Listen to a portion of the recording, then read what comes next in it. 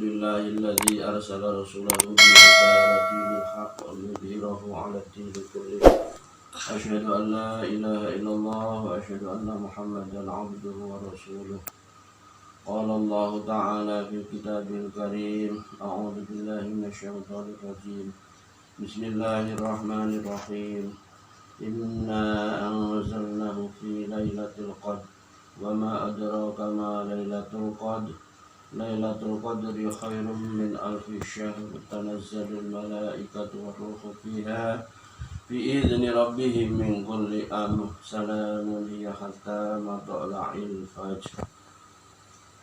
Al-ayah amma ba'du. Anak-anakku yang Bapak banggakan, tidak ada kata yang pantas kita ucapkan kecuali ucapan alhamdulillah wa syukurillah.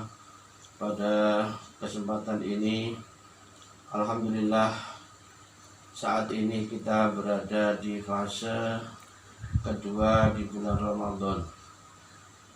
Di fase kedua inilah kita lebih baik lagi dari fase yang pertama, karena menurut sebagian ulama mengatakan bahwa di bulan Ramadan ini terbagi atas 3 fase. Fase pertama awaluhu rahmah, yaitu kasih sayang dari Allah yang diberikan kepada kita di 10 yang pertama, sehingga kita merasa ringan melangkahkan kaki, merasa ringan menjalankan ibadah puasa dan ibadah-ibadah yang lain, membaca Al-Quran, karena disinilah Allah menurunkan malaikat untuk mengarahkan kita agar kita senantiasa menjalankan ibadah di fase kedua, di fase pertama. Kemudian di fase yang kedua adalah wa ausatuhu maghfirah.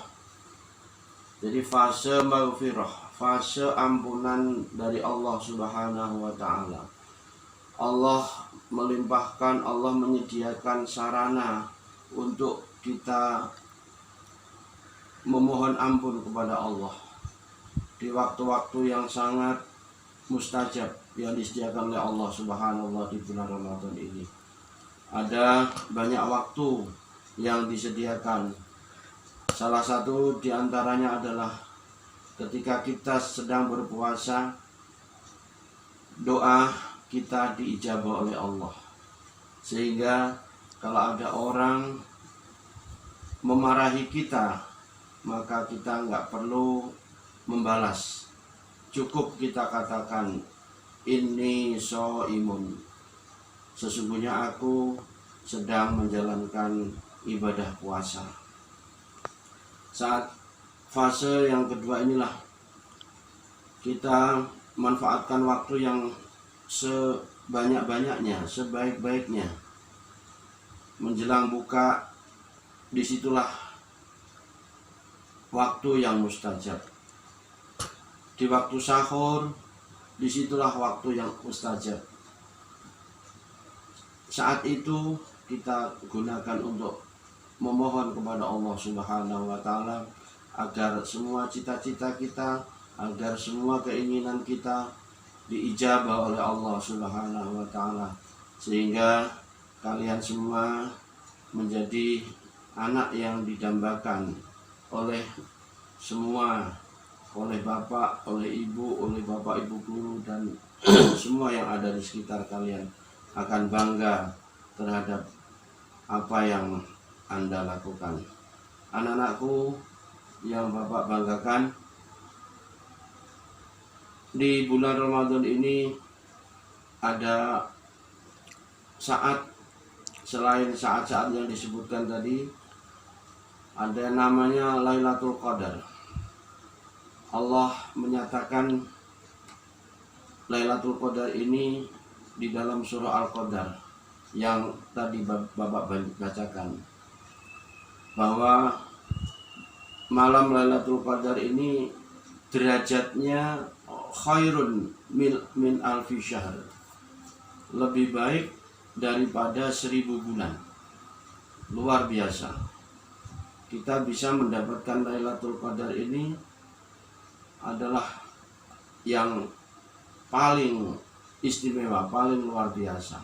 Oleh karena itu, para salafus soleh ketika malam-malam terakhir di bulan Ramadan, malam-malam ganjil, karena menurut para ulama turunnya Lailatul Qadar ini adalah di malam-malam terakhir, malam tanggal 21 sampai tanggal 27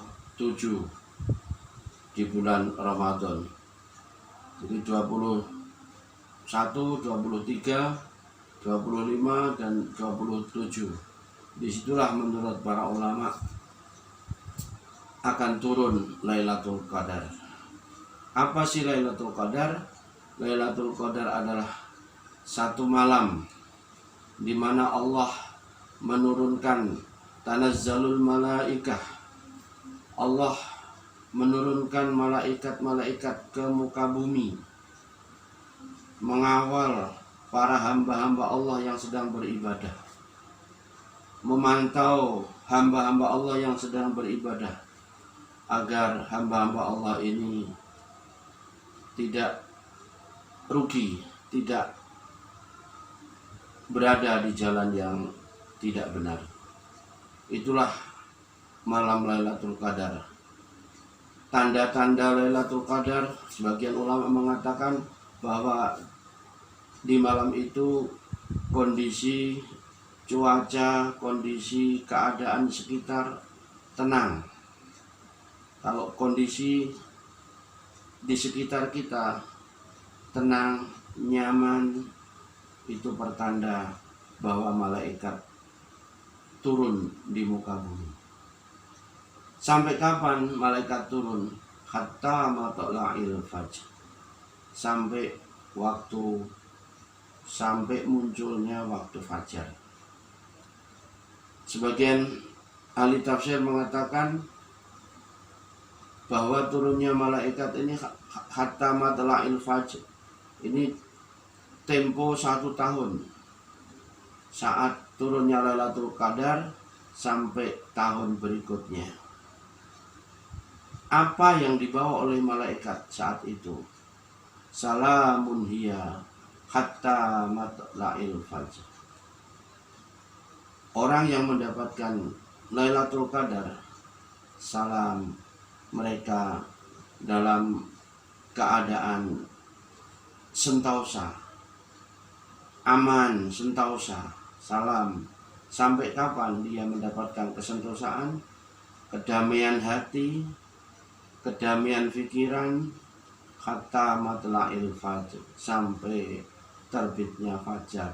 Atau kalau kita mengikuti sebagian ahli tafsir adalah sampai setahun kita diberikan ketenangan. Kenapa kita bisa tenang? Karena impian-impian kita, karena harapan-harapan kita diijabah oleh Allah Subhanahu wa ta'ala, karena cita-cita kita diijabah oleh Allah Subhanahu wa ta'ala. Kita ingin memiliki prestasi yang tinggi, kita ingin mendapatkan nilai yang bagus, kita bisa mencapai sekolah tujuan yang kita tuju, kita bisa naik kelas dengan tanpa hambatan.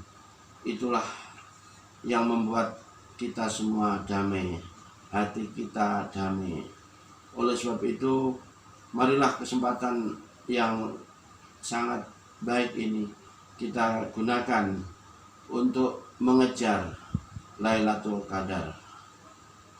Melalui apa? Melalui ibadah-ibadah, melalui puasa yang kita laksanakan. Puasa ini adalah bentuk dari pembelajaran. Banyak yang kita dapat dari pelajaran berpuasa ini. Kejujuran terutama. Kita jujur melaksanakan puasa. Karena puasa ini adalah alat uji kita yang diturunkan oleh Allah Subhanahu wa Ta'ala.